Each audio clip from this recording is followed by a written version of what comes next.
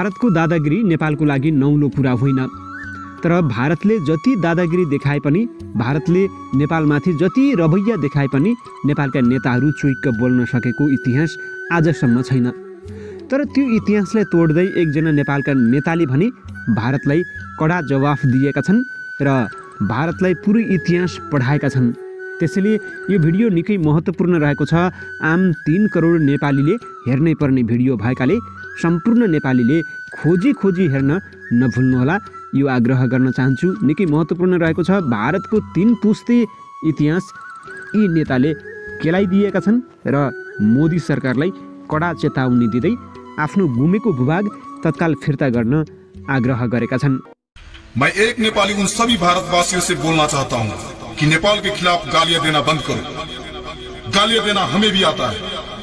बार बार कुछ भारतवासियों बोल रहा है कि चाइना की गुलामी कर रहा है नेपाल, कि चाइना के इशारे पर भारत के खिलाफ बोल रहा है नेपाल। जो भी भारतीय नेपाल के खिलाफ ऐसा बोल रहा है तो उन्हें आज मैं बताऊंगा नेपाल क्या है और भारत क्या है। तो सुनो, हमारा देश नेपाल जो न कभी किसी के सामने झुका है न कभी झुकेगा, वो है नेपाल। विश्व में एक ही ऐसा देश है जो किसी के गुलाम नहीं बना है, वो है नेपाल। विश्व में एक ही ऐसा देश है जो शांति के प्रतीक माना जाता है, वो है नेपाल। हमें गर्व है कि हमारा जन्म नेपाल में हुआ है। और कुछ भारतवासियों हमेशा एक ही बात करता है कि चाइना के उकसाने पर भारत के खिलाफ बोल रहा है नेपाल। अरे तुम्हारा दुश्मनी चाइना से है तो हमें वो गुस्सा हम पे क्यों उतार रहे हो?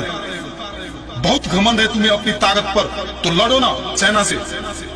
देखते हैं कितने पड़ोसी मुल्क से तुम जीत पाते हो। आज भारत को लग रहा है कि हम सबसे ज्यादा पावरफुल देश है। तो हिटलर का हिस्ट्री पता ही होगा भारतवासियों को।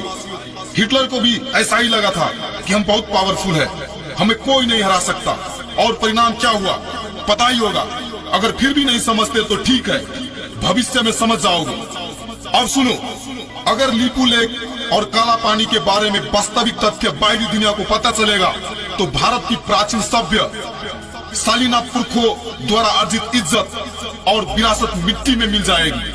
तब सारी दुनिया भारतीयों को एक घटिया क्षुद्र चित्त वाली कौम के रूप में जानेगी। उसके बाद भारत को एक बड़ी शर्मिंदगी के साथ नेपाल का काला पानी, लीपू लेक और लिपियाधुरा वापस देना होगा। अब सवाल सिर्फ इतना ही है कि भारत पहले ही इज्जत के साथ वापस देना चाहते हैं या बाद में काला मुंह दिखाकर बेइज्जत के साथ। याद रहे कि नेपाल सिक्किम नहीं है और गोरखाली कौम कोई लाचार आत्मसमर्पण करने वाली कौम भी नहीं है।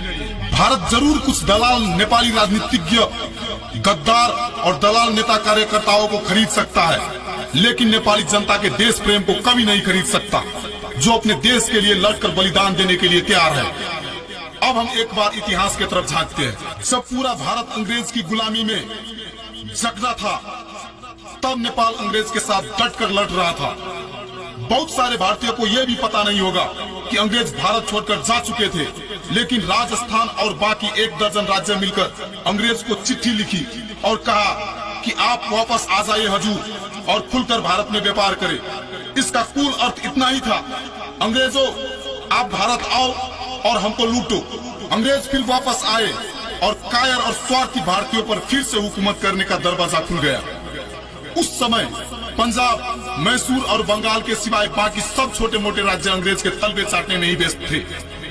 भारतवर्ष की उस नाजुक घड़ी में पूर्वीय संस्कृति और पूर्व की पुरखाओं की विरासत बचाने के लिए नेपाल ने पंजाब और बाकी भारतीय राज्यों के साथ सैनिक गठबंधन की पहल की, ताकि अंग्रेज के साथ सम्मिलित युद्ध करते हुए उनको सिर्फ भारतीय उपमहाद्वीप से ही नहीं बल्कि एशिया से ही बाहर खदेड़ा जाए।